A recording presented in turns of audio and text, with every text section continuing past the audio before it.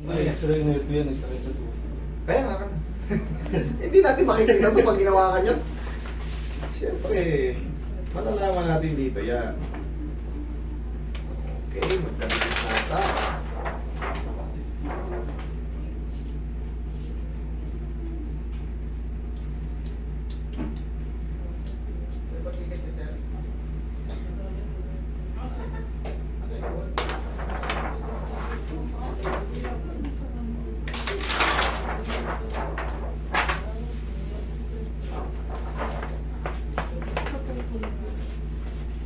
Tumapingi. Tumapingi.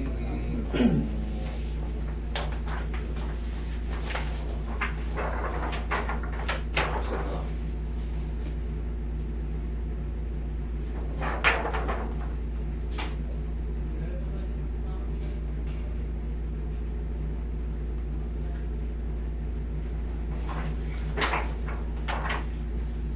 Ito naman sa kamay.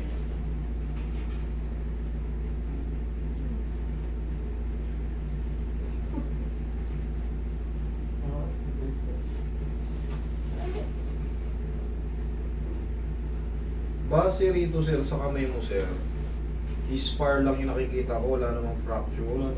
Wala namang fracture, good siya. Pero ito sir, namamaga to sir. Yan. Yung nakasiwang na yan, namamaga yan. Ngayon, siyempre, yung kamay kasi natin, punong-puno ng mga ano yan. Siyempre, may muscle, may ligaments, may tendons. Pag may umangat, hindi naman yan mamamaga kung hindi nagbago yung posisyon nito. Or itong naiipit na to. Ito nga po dito. Yan, yan mga yan, tsaka to. Ano ba nangyari sa'yo? Pero mahalaga, walang fracture. Pagbuhat lang ng ano. Napilipit. Marami kasi ang buto na yan, oh. Marami ang buto na yan. 8, 7 yan. Yung mga carpals natin. Pag umusog yan, siyempre, umusog ng konti. Pag tinulak niya to, tutulak niya yung joint dito, tutulak niya naman yung joint. Dugtong-dugtong na. Siyempre, may joint din dito yan. Ito, yung joint din dito. Pati yan maapektuhan, di mo lang. Pero, nagaganon mo naman yan, pero may maliit na, no? Pero yung dito, pag punersa nyo, Hindi, di kaya. di kaya yun. Bakit? Siyempre, habang nilalakasan nyo yan, magkukontract yung muscle, mag-uusugan yung mga joint, masakit. Dito naman sa tuhod mo, sir, Sabi ng doktor, ano eh. umusog ng konti. Umusog lang ng konti. Nabanat doon yung ugat ko dito. Nabanat yung ugat. Sabi niya. Oh, di tama yun. Kasi may tayo, asan na yung ano? Nasaan yung papel? Nandito ba? Ano ba? Tama yun kung sinabi ng doktor na banat. Siyempre, hindi naman yan mababanat kung hindi umusog ng paganon. Di ba? Hindi yan mababanat kung naka-normal lang yan. Siyempre, makikita mo dito umusog ng paganon. Paganon naman ang usog. Based dito sa nakikita ko. Pero siyempre, hindi mo naiintindihan yung mga binabanggit dito. Okay? Hindi mo naman talaga magigits. Pero kung kami nag-usap nito, baka magkaintindihan kami. Ito naman, ano to? Result to ng ano sa hematology to eh. Nasaan yung papel na isa?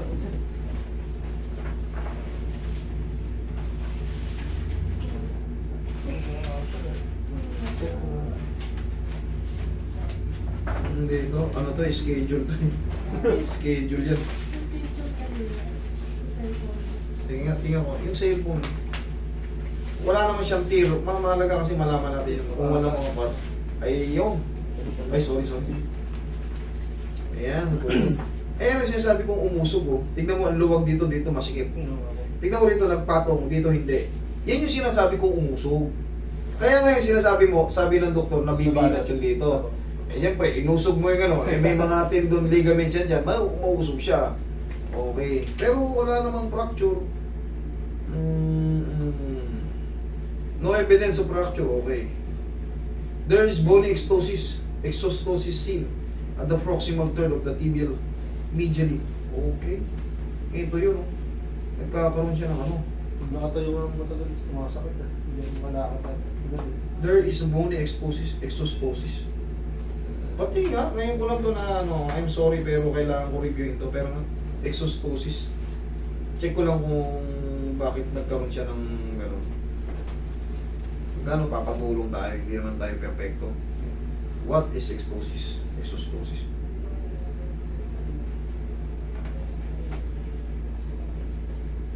Kaya, para malaman natin.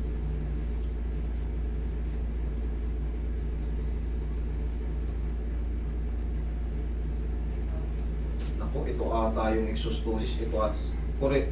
Ano, hindi pa ako sure ha. Sana, hindi ito yung mga, yung pwedeng maging cancer sa buto. An exostosis, also known as bone scar, is the formation of new bone on the surface of the bone. Okay. X-ray of exostosis. Meron kasi ritong buto na tumutubo na hindi pwedeng basagin or hindi pwedeng pakialaman. Cancerous siya. Meron akong napag-aralan na ano, ganon.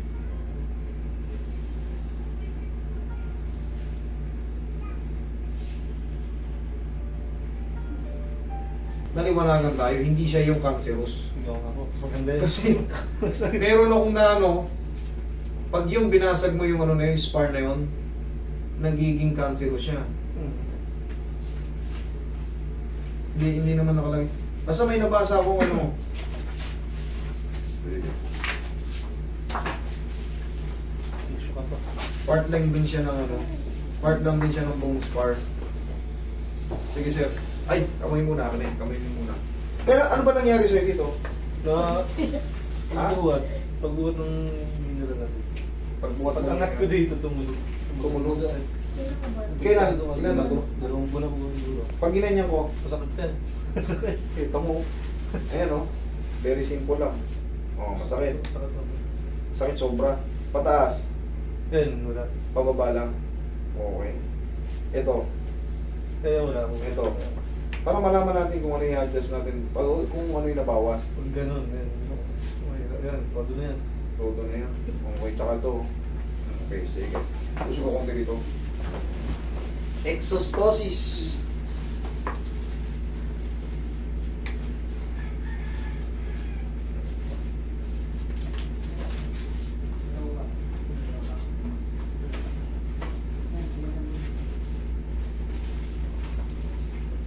Hoy. Mahiwagang salamin. Sa paulang niyang gagaling.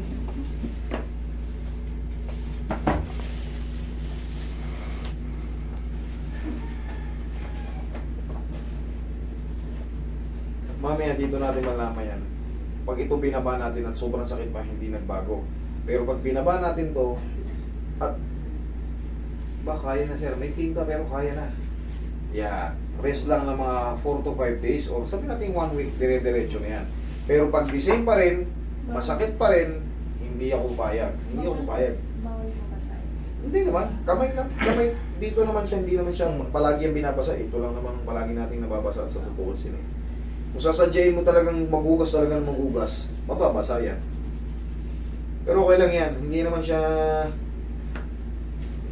niya makaka-apekto ng todo kahit mabasa. Huwag mo lang talagang ibabad sa lamig. Okay? Kasi ang pilay, pag malamig, Sa'yo, masakit. masakit. Sakit naman yan. Kung taas. Okay? Mahal yung bukit na parang lumalag. Gumagalaw. Pero, Ay, wala. wala na. Kanina, pag ginanyan ko, yan, abot na. Okay? Isa na yun. Kumbaga.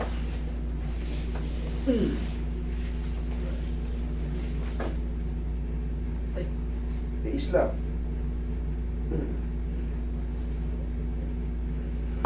Roy, kapit. Baklas talaga siya. Perfect.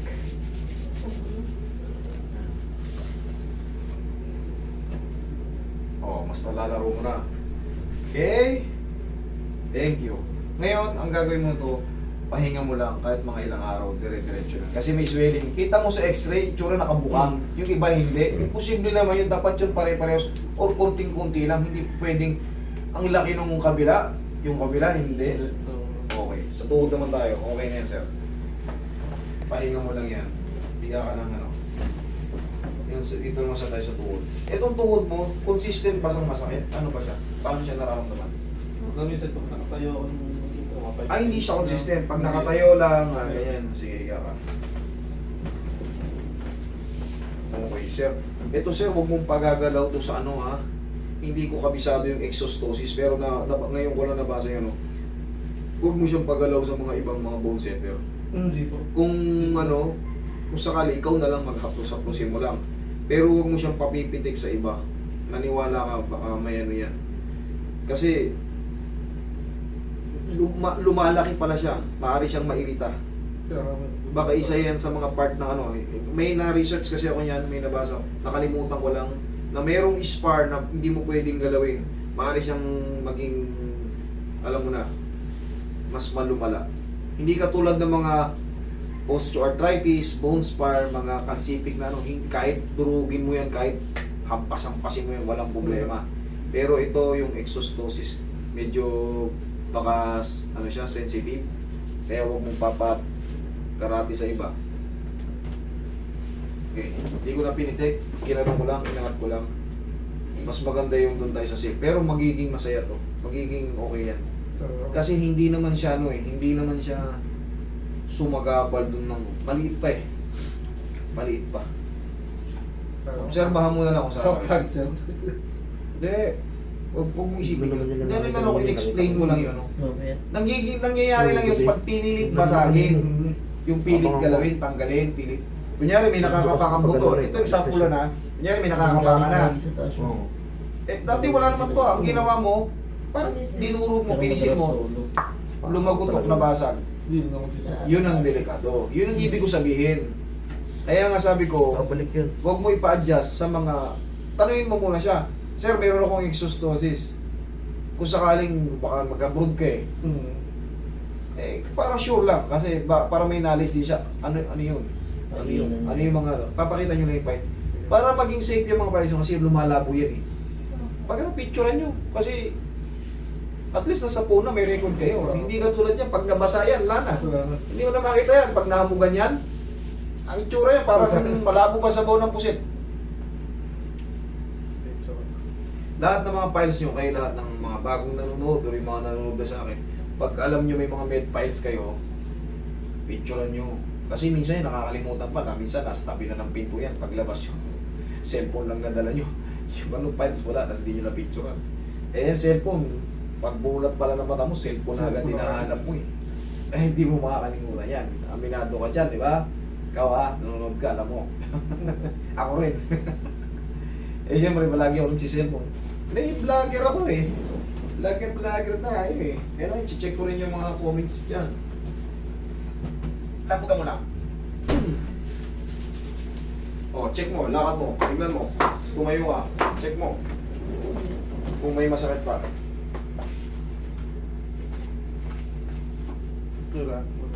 Wala na ha? Wala. Okay, thank you. Ganun na kasimple, hindi kailangan komplikadong mga adjustment. Okay? Thank you. Happy New Year sa inyo.